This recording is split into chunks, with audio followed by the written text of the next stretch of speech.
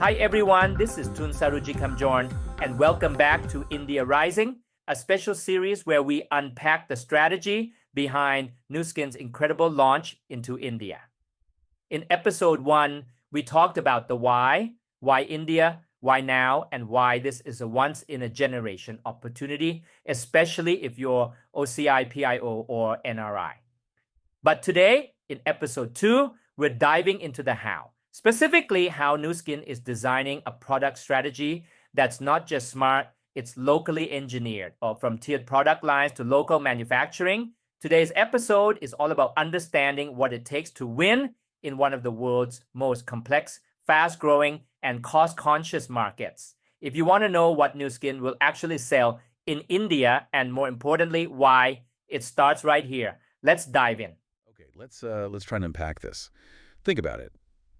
You're a big global company, right? Known for, say, premium wellness, beauty products. Mm-hmm. And you're looking at a market like India.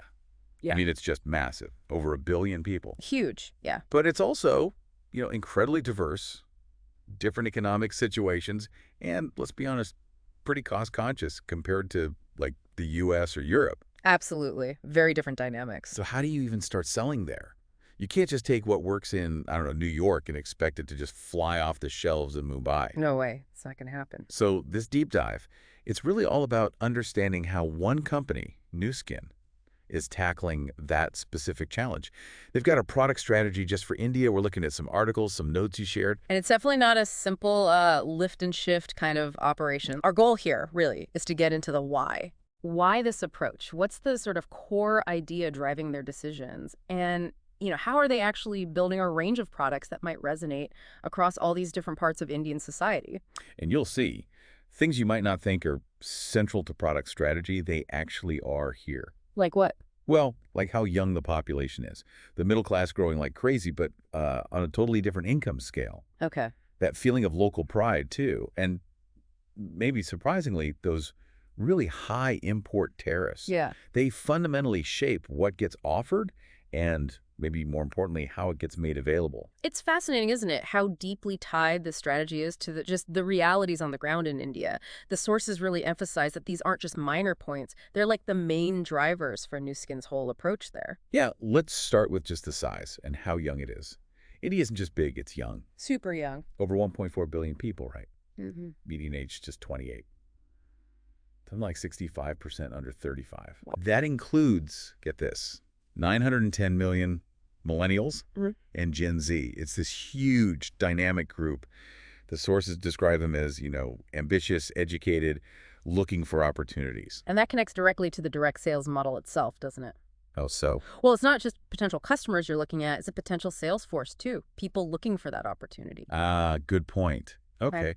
And then there's the middle class. Right. Expanding incredibly fast. They reckon it could double, maybe from 350 million now up to like 600, 700 million in the next 20 years or so. But, and this is key, right? The sources point out, this isn't the middle class like we think of it in the U.S. or Europe. No, not in terms of income. The typical income range they mentioned for this Indian middle class is roughly $7,000 to maybe $22,000 US dollars a year. That's a huge spread within what they're calling middle class. Exactly. And that presents a massive challenge. You can't just have one price or even one product line and expect it to work for everyone in that group. It's too wide a spectrum. Right. And that difference in, purchasing power, it brings us right back to the cost thing. And cost consciousness. Yeah.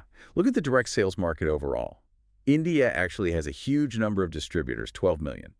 Compare that to 16 million in the U.S., so not drastically fewer people involved. Okay. But the total revenue tells the story. India's direct sales market, about $3.2 billion. The U.S. market, $40.5 billion. Wow, that's a massive difference. 13 times lower revenue with only slightly fewer distributors. It just hammers home how incredibly cost-sensitive the market is. The sources keep saying, very cost-conscious. So in that kind of environment, the big question becomes, how do you sell premium products? How do you make that work when people are watching every rupee and incomes vary so much? It's a core problem they had to solve. And complicating it, but also maybe helping, is that 74% of India's direct sales money is already in wellness and beauty. Which is Nu Skin's playground. Exactly. So there's some awareness. Other big players are there. They can kind of build on that. But they still have to crack that price code. So when you put all that together, the youth, the diverse middle-class incomes, the real focus on cost, those tariffs we mentioned, it all seems to push their strategy towards one central idea, Which is? focusing like a laser on the product plus price-value proposition. Okay, unpack that. It means it's not just about having good, desirable products. They absolutely have to figure out how to offer them at prices that actually make sense for people living in India's economic reality. Right. The value has to be crystal clear considering the price tag. Exactly. And the sources lay out two really big ways they're doing this. First one is a major decision. Really prioritize local manufacturing. Using third-party contracts, but inside India. This is where those tariffs really bite, isn't it? Oh, yeah. The sources say importing products can slap you with tariffs and duties anywhere from 140% to 200%. Just think about that. Imagine the final price. It would instantly make their standard premium stuff completely unaffordable for almost everyone. Totally out of reach. So by making things locally through contract partners, they basically sidestep those huge import costs. Bringing the final cost way down. Right. But what's also really interesting is what their market research found. What's that? Indian consumers apparently see locally made goods, if they're from a reputable global company, as being just as good. Really? Yeah. Every bit as good, every bit as viable, every bit as efficacious as the imported version. Okay, that's significant. And it taps into that growing feeling of, national pride, supporting made in India. So it's not just about saving money on tariffs. It's actually strategic positioning as well. It fits the consumer mindset. Exactly. Hits multiple points. Economic, emotional. It makes perfect sense. Okay, so local manufacturing is step one. What's the second big part? Building a localized product mix, specifically with tiered offerings. Tiered, meaning different levels. Precisely. Because that middle class has such a wide income range and cost matters so much, you can't have a one-size-fits-all approach. Doesn't work. So the plan is a localized product mix, using tiers that match up with different socioeconomic classes. You often see these referred to as SEC A, B, C, and D in Indian market research. SEC A, B, C, D. Okay. It means really thinking about different product formulas, different pack sizes, different formats, all linked to different price points. So you make things accessible at various income levels. Maybe smaller sizes for lower price points. Could be. Or different formulations. The goal is to offer something appealing across the board. So instead of saying, here's our premium line, take it or leave it, they're segmenting, meeting consumers where they are financially. That's the idea, providing options that balance, the desire for a good product with what people can realistically afford across to different income groups. Okay, how does that break down? What do the sources say about these SEC tiers? Well, for SECA, that's the top group, right? Significant disposable income, estimated maybe 75 million people. The sources say there's great market, great demand for their absolute top-end aspirational stuff. So things like their fancy beauty devices or those comprehensive wellness systems. Exactly. I saw mentions of things like the LumiSpa IO kit or something called the Serenue Professional Kit that bundles devices like LumiSpa and Galvanic Spa with serums. Yes, those definitely sound like the high-ticket items aimed at that affluent SECA group.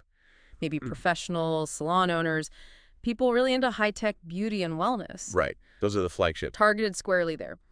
Then you move down to SECB. That's a bigger group, maybe 130 million people. Okay. They're described as a little bit more price-conscious, but still attracted to premium products. So they want the good stuff, but maybe can't always afford the absolute top tier. Exactly. Financial constraints are more of a factor. The sources mention their Mastige lines, using Nutri-Essentials as an example, as being a good fit for this group. Mastige, like mass prestige. Sort of, yeah. Premium-ish, but more accessible. Okay, so maybe that means like entry-level ranges from their premium brands. Or maybe bundles that give you core benefits, but at a slightly lower price. Could be. Like I saw a new skin glow kit mentioned. Multi-step routine, vitamin C, SPF. Sounds simpler than the big device bundles, but still positioned as quality skincare. That sounds exactly like something aimed at that SECB demographic. Aspirational, but more manageable. Or maybe wellness things, like a core nutrition kit aimed at upwardly mobile people focused on health. Yes, those kits seem designed for that sweet spot, balancing quality and brand desire with a price tag that SECB can reach.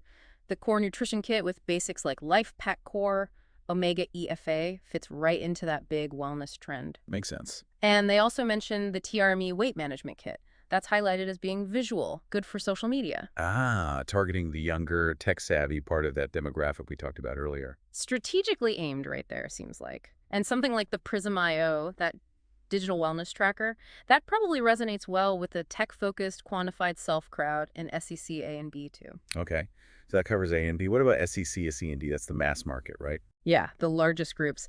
And they're described, predictably, as much more price conscious. So even more focused on affordability. Definitely. The sources mention success in other Southeast Asian markets with models they call SEO, which they think could be a good opportunity in India as well. SEO, what's that imply? It strongly suggests they're developing or adapting product lines specifically designed for maximum affordability. Oh. Could be, like you said, smaller packages, simpler formulas optimized for cost, maybe totally new product ideas built from the ground up to hit a very specific low price point. The goal being? To make sure their products and also the direct selling business opportunity that comes with them are genuinely within reach for a much, much broader slice of the Indian population. You know, what really drives home how deep this customization goes is a note I saw near the end of one source. Oh, yeah. It said something like, all Nu Skin and Pharmanex products will be formulated and packaged uniquely for the India market. Packaging designs, sizes, and formulas are not final. That's not just tweaking things. It's not just importing and putting on a new label. Right. They're actively rethinking everything, down to the actual formula, the size of the tube, specifically for India. That is a massive commitment. It really shows this isn't just, a minor adjustment to their global plan. Whoa. It's a fundamentally localized strategy, built from the ground up, really dictated by India's specific economy, the tariff situation, those diverse income levels, and what consumers actually prefer. And it all comes back to creating that compelling product plus price value proposition, something the Indian market can not only afford, but will actually want to buy. Makes sense. So if we pull back, look at the big picture from this deep dive. Nu Skin's India strategy isn't generic at all. Far from it. It's super customized. It's anchored by that decision for local manufacturing, dealing with tariffs, playing into local pride, and then it's executed through this pretty sophisticated tiered product and pricing system. Designed specifically to work across India's huge but very income-diverse population. All based on a ton of local market research, tailored to those unique economic facts on the ground. It really just highlights how crucial it is for any global company to truly understand the specific details of a market. You can't just gloss over them. No. Things that might seem small, like the exact tariff percentage or how you define middle-class income there or whether people value local production, they're not small details at all. They change everything. They completely reshape your whole strategy for entering and succeeding in that market. It's a great example of meeting a market where it actually is, economically and culturally. Yeah, it really is. And it makes you think. This multi-tiered product strategy, deliberately designed to span different income levels. And you pair that with the direct sales model, which itself offers a way for people to earn income. Right, the entrepreneurial opportunity. What could that combination potentially mean for economic empowerment for people achieving their aspirations across India's incredibly varied and fast-changing society? It's a pretty fascinating question that comes right out of this strategy.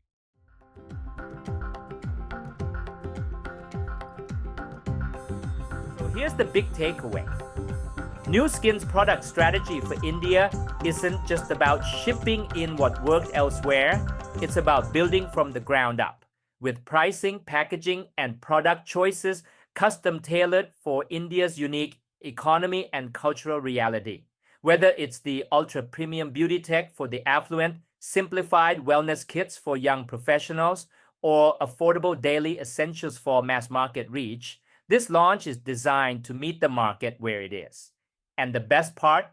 You don't have to wait until November 1st to take action.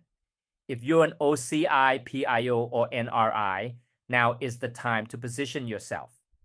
Nu Skin's India Founders Program reward those who act early by sponsoring and mentoring new leaders before the market opens. I'm helping people like you plug in, train, and qualify right now. DM me today if this episode resonated with you. Let's talk product strategy, opportunity, and how you can be part of something historic. This is Phaitoon signing off. Let's lead with purpose, let's build with strategy, and let's rise together.